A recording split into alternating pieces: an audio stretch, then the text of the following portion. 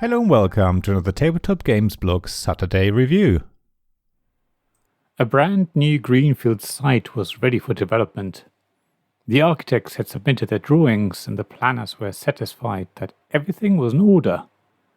Everyone was in agreement that this new place should grow organically, but had to follow strict rules. New houses could only be placed in certain ways to create this brand new Town 66. By Christoph Kanzler and Anja Vrede from Oink Games. If you haven't tried an Oink game before, then give it a go. When you find one you like, you will want them all. Every game comes in a wonderfully small cardboard box that fits nicely into your handbag or jacket pocket, and that is easy to take out and about with you. Most games don't take up a lot of table space either, and can be played virtually anywhere. The components are always gorgeous and have a certain Japanese feel about them. They are also easy to explain and learn and quick to play. They're just wonderful. Town 66 is no different, of course. The box is packed to the brim with components, 4 wooden tile racks for your cardboard tiles, and a lovely little black cloth bag to hold the tiles and from which you draw. There are also a number of rules leaflets in different languages. Oink Games rules can sometimes read a bit odd. I assume they were translated by someone who doesn't speak English natively. However, as you start playing the game, your questions will be answered. It's all pretty straightforward. Town 66 is basically a 2D puzzle. Together we build a town in the middle of the table. On your turn, you place one of your tiles horizontally or vertically adjacent to a tile that's already out. However, your tile cannot be the same color or shape of another tile in the same row and column. It all starts out quite simple, but halfway through it gets a lot trickier. When you play the game for the first time, you won't understand why you have 4 tiles to choose from. It seems like way too much choice. 2 tiles seems more than enough. So you merely get rid of one of your tiles and reduce your hand size. After all, the aim of the game is to have the least tiles at the end. It seems obvious that you discard your tiles as quickly as possible. That all changes as more tiles are played into the middle. Suddenly you wish you had more choice and kept some of your tiles you so greedily put back into the bag earlier. The 2 tiles you have in front of you clearly aren't very helpful. You might scrape by and manage to place one of the tiles, and then you desperately draw up again, hoping that you get a more useful tile. I would say it takes a whole game before people realize what is expected of them. Town 66 is a bit counterintuitive in the sense that the game wants you to reduce your hand size, but at the same time you need to hang on to your tiles so you can still place one on your turn.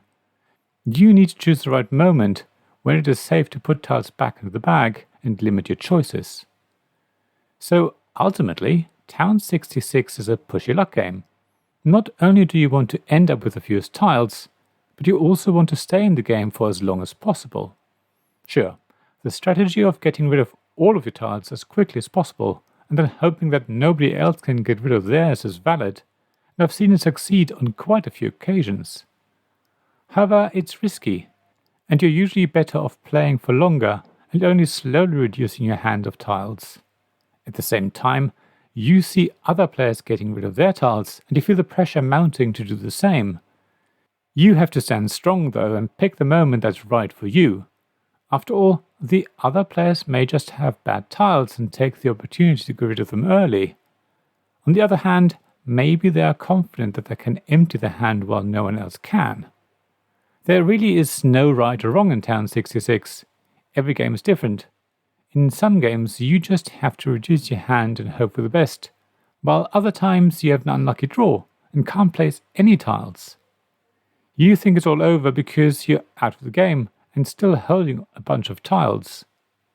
You think you're going to lose, when it turns out that nobody else can play their tiles either, and you just happen to have been lucky to get rid of one of your tiles while nobody else had, and you win. You really can go through a game of Town 66 and experience all the highs and lows. Most games are full of excitement, while some are nerve-wracking from the start.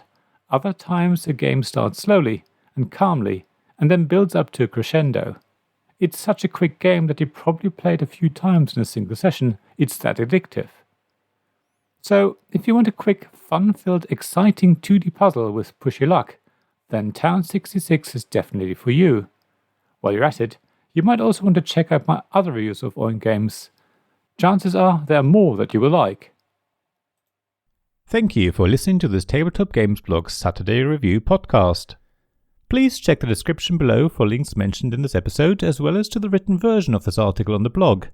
If you enjoyed this episode, please subscribe, give us some stars, or leave a review.